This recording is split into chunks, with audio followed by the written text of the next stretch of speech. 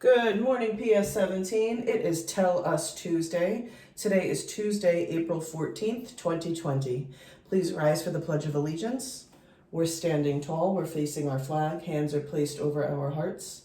Salute, pledge. I pledge allegiance to the flag of the United States of America and to the republic for which it stands, one nation, under God, indivisible, with liberty and justice for all. Please remain standing for our school mission statement. We are here to be literate, innovative, and proficient scholars who will participate in rich academic learning in a nurturing environment where we will rise. This will be accomplished by creating collaborative and supportive teaching and learning systems involving the entire PS17 community. Okay, so I'm going to be sharing something for Tell Us Tuesday. Also, it's in the background right here. But before I talk about what I'm going to share, I'm going to read you a poem.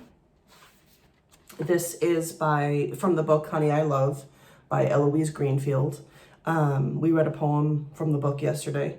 And I chose this poem because it doesn't rhyme, and it's about like an everyday experience that I'm assuming that the writer had, Eloise Greenfield had when she was a little girl. She's giggling here. And there's a picture of somebody that looks a little angry. Their hands are on their hip, looks like they're frowning, and it looks like a piano in the background. And then I'm seeing another person standing here. Looks like they also have a frown on their face. Looks like some kind of can with liquid coming out of it. So, what I want you to understand is that there's this child here is writing about an experience with her teacher, so that person represents their teacher, and she was in music class, and where the teacher was playing the piano. That's the teacher was playing the piano. On the bottom of a piano, there's something called a pedal. You can kind of see it right here in the picture. And you put your foot on the pedal, and I think it either amplifies the sound or it kind of softens the sound. And so the little girl, when she would go to music class and her teacher would step on the pedal would make like a squeak, squeak sound.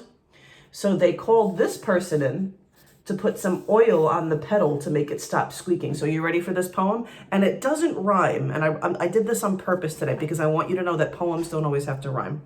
So this poem is called Fun. The pedal on our school piano squeaks. And one day, Miss Allen stopped playing, and we stopped singing. And Mr. Cobb came with the skinny silver can and gave it a long, greasy drink. Now, I know the pedal on the piano can't really drink, so I'm just thinking that whatever's in here, Mr. Cobb is putting it on the pedal to get it to stop squeaking. So that's probably what she meant by the pedal taking a long, greasy drink. So maybe that's some kind of oil that's supposed to get it to stop squeaking. Let's keep reading. So Mr. Cobb came in with the skinny silver can and gave it a long, greasy drink. And the next day, when we got ready to sing, Miss Allen smiled, blinked her eyes, and plinked the piano and pushed the pedal, and the pedal said, squeak! Uh-oh. And we laughed, but Miss Allen didn't. So it looks like whatever Mr. Cobb did to the piano pedal didn't work. So that's just a simple poem that doesn't have to rhyme. And it was about an experience that she had in class with her music teacher. So she took a small experience from her life and she turned it into a poem, and it didn't have to rhyme. So I actually created a poem about what I'm going to share for Tell It Tuesday. And I practiced something that Eloise Greenfield did. I practiced writing a poem just about an everyday object, not an experience, but an object. But I didn't rhyme in the poem. So you're going to hear that in a second. But for my Tell It Tuesday, and I got a little water on me. This plant is very special to me. I've had this plant for 3 years. And that's a long time for me because usually I don't have a very good experience with keeping plants alive, but I've been able to keep this plant alive for about 3 years. I believe it's ivy.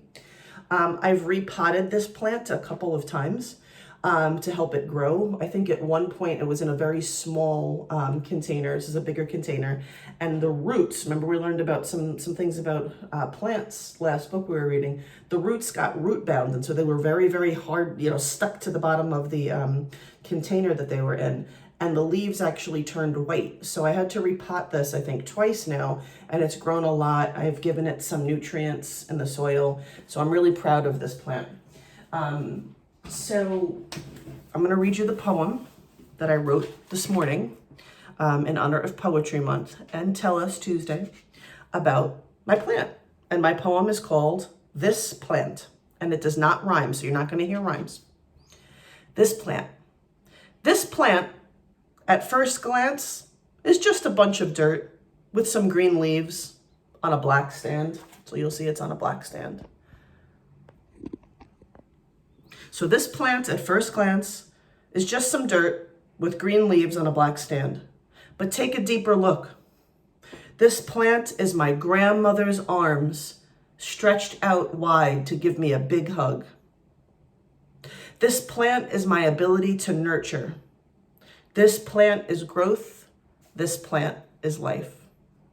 PS 17, I encourage you to take a look at what you're going to share today as just like a simple object or something that's important to you. Like, this is a simple object, but it's important to me, and that's why I shared it. Take a look at what you're sharing today and try to create a poem about it. Or, like Eloise Greenfield did with her experience with her music teacher, take an experience that you've had and try to create a poem out of it. It does not have to rhyme. It comes from your heart. Family, have an awesome day. I can't wait to see what you're going to share. And remember, say it with me as always, we love you.